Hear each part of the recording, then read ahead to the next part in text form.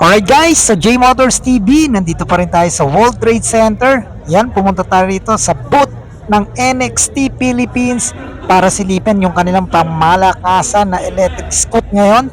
So eto guys, NXT Storm XR. So tignan nyo naman yan, may crash guard yan. Then naka-projector tayo dyan, naka-inverted port, naka-NXT caliper. Ang ganda ng mags, naka-disc brake tayo dyan. So meron siyang clear na windshield. So pagdating naman sa panel, napakalaki, 7-inch touchscreen yung kanyang panel. Then naka naked handlebar tayo dyan. Okay guys, ang electric scoot na to ay meron 6,000 watts QS. So meron tong 14,600 watts peak power.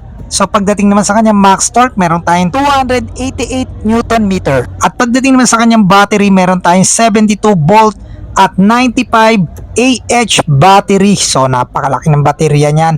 So pagdating naman sa kanyang suspension, nakadibaso na tayo dyan, adjustable. So dual suspension yan guys. So nakakilis yan, pero pwede rin yan sa disusi. No, may susi rin yan yung kanyang upuan na camelback seat. Ang laki ng battery, 3 to 4 hours yung kanyang fast charging na type 2 ang kanyang battery, no. So meron tayo diyang mga lagayan na ng mga top box, ready na yan, syempre for top box. Then dito yung kanyang charger, yan dyan yung isasaksak yung kanyang fast charge wire para 3 to 4 hours lang puno na yung electric scoot na yan at pwede nyo nang gamitin yan. So ang range nyan guys, kung di ako nagkakamali, nasa 140 to 130 yung kanyang layo na pwedeng i-reach, no. Okay, so tingnan nyo naman yung kanyang pormahan, grabe, ADB ang itsura ng electric scoot na to. Kaya hindi mo pagkakamalang isang electric scoot, kala mo isang di gasolina talaga na motor, no. So naka-inverted port, ang ganda ng forma, may crash guard, naka-projector. So guys, ang electric scoot na tayo may tatlong mode. Sa kanyang first mode is 0 to 75. Sa kanyang second mode is 75 to 111.